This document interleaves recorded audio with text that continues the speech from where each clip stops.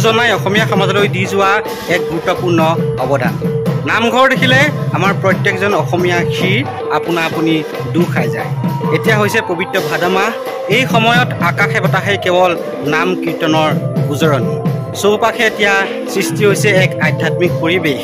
ভক্তসকল এতিয়া ব্যস্ত হৈ পৰিছে নামঘৰ বা তেখেতৰ নিজৰ নিজৰ মন্দিৰত। পবিত্ৰ ভাদ মাহ যিহেতু আৰু প্ৰথম দিন আজি ভাদ মাহৰ, সেয়ে এই আইসকলে লগ লাগি এনেদৰে এতিয়া নামঘৰত ধুই আছে। মা খুৰী, বহুত দিনৰ লগ পাইছোঁ, কেনে আছে? ধন্যবাদ, ভালে আছো। আজি মানে ভাদৰ পহিলা দিন নহয়, সকলো গোপিনীয়ে মিলি পেলাই শৰাই এভাগ আগবঢ়াইছে। সকলো একত্ৰিত হৈ নাম কীৰ্তন কৰিম আমি। দুটা বজাৰ লগে লগে। আৰু আমাৰ নামঘৰত কিবা অনুষ্ঠান পাতিলে ইয়াত প্ৰসাদ ধুবৰ কাৰণে সুন্দৰ ব্যৱস্থা আছে। ইয়াত পানী খুব চাফা পুখুৰীটোৰ, ৰাইজে সুন্দৰভাৱে ইয়াত মাহ প্ৰসাদ ধুব পাৰে। মন্দিৰত আজি আমাৰ ভাদ মাহৰ আজি 1 তাৰিখ, প্ৰথম দিনা আমি সমূহ গোপিনী গোট খাই ইয়াতে এখনি মাহ প্ৰসাদৰ শৰাই লগতে ভোগৰো ব্যৱস্থা কৰিছোঁ। আৰু লগতে আমি অকণমান গোপিনীয়ে খাবৰ কাৰণে চাহৰো ব্যৱস্থা কৰিছোঁ। আমি সকলো গোপিনী ইয়াতে একত্ৰিত হৈ আজি ভগৱানৰ নাম শ্ৰৱণ কীৰ্তন কৰিম বুলি আগবাঢ়িছোঁ। বন্ধুসকল, এয়া মই নামঘৰৰ ভিতৰত উপস্থিত লহি সঁচাই এক আধ্যাত্মিক পৰিৱেশৰ সৃষ্টি হৈছে। এতিয়া আইসকল ব্যস্ত হৈ আছে তেখেতলোকৰ নিজৰ নিজৰ কামত, ধৰি লওক মাহ প্ৰসাদ ধোৱা, ফল মূল কটা আৰু তামোল কটা ইত্যাদি ইত্যাদি। ভাদ মাহৰ 1 তাৰিখ, সেইকাৰণে আমি নামঘৰলৈ আহিছোঁ। মই আইতাৰ পৰা যাম। আইতা, আপোনাক খবৰ কওক। খবৰ ভালনে? মোৰ খবৰ ভালেই। অঁ, এইফালে খুৰী আছে, অনিমা খুৰী। কি ক'ব, আজি ভাদ মাহৰ 1 তাৰিখ? আজি ভাদ মাহৰ 1 তাৰিখ, প্ৰথম নাম আৰম্ভ হ'ব গোপিনী এখন শৰাই আৰম্ভ। হয় হয়। আৰু লগতে আপোনালোকে তামোল চালি কাটি আছে, হয় ন? তামোল কাটি আছে। ব্যস্ত হৈ থাকক কেনেদৰে। হয় বন্ধুসকল, পবিত্ৰ ভাদ মাহ যিহেতু আজি এখন শৰাইৰে শুভাৰম্ভ কৰিব আইসকলে।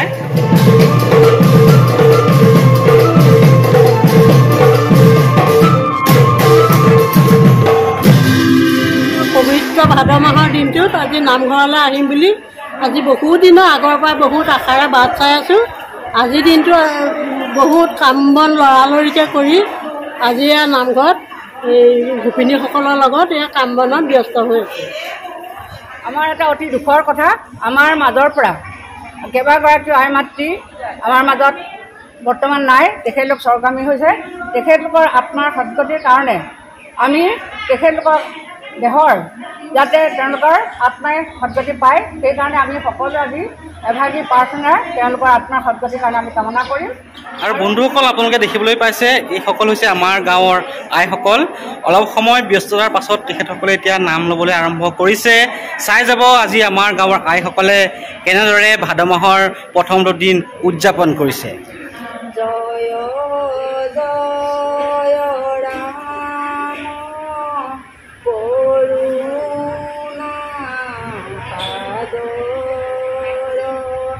হৰিয়ে মুক্ত নাৰায়ণ ইবাৰ কৰি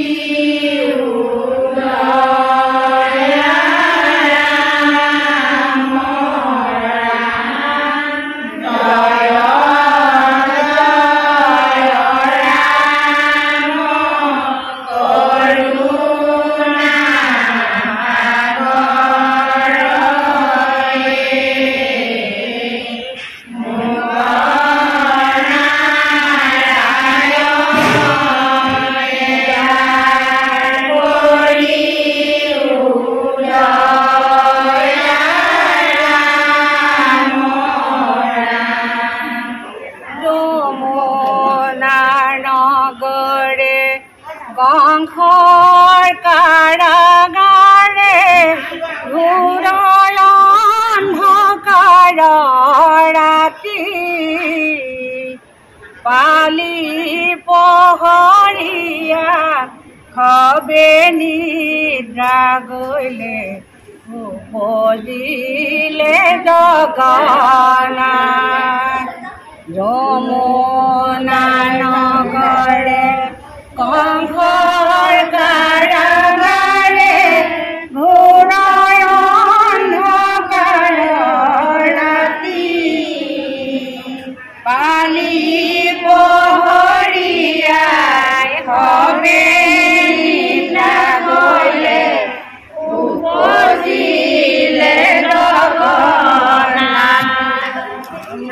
গোসাই উপজিলে কেৱে নাজানিলে অকল বাসুদেৱৰ বিনে কংসৰ কাৰাগাৰে পলুৱাই থলে গৈ নন্দ যশোদাৰৰ ঘৰে ৰাম ৰাম যমুনাৰ নগৰে কংসৰ কাৰাগাৰে ঘূৰাই অন্ধকাৰৰ ৰাতি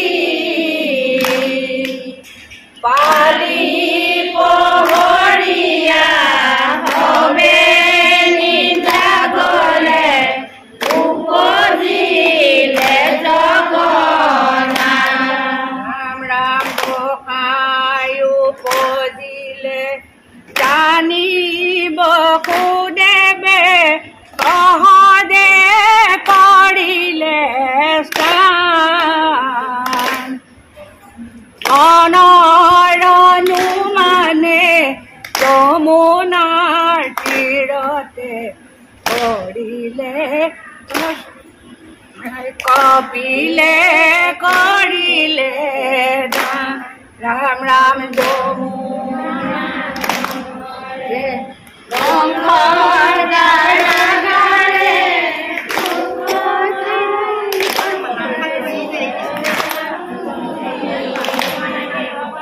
পালি পহৰীয়া হবে নিদ্ৰা গলে উপজিলে জগন্নাথ ৰাম ঘূৰাই অন্ধকাৰে স্বামী অকলশৰে ওলালে শিশু চৱালা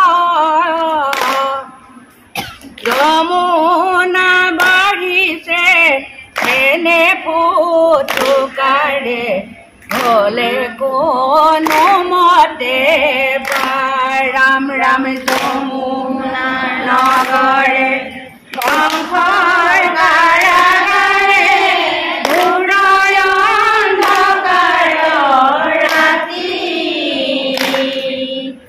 পালি পহৰীয়া হবে নিদ্ৰা গলে উপজিলে জগন্নাথ কৃষ্ণ কৃষ্ণ বুলি মাতো আদৰি আদৰি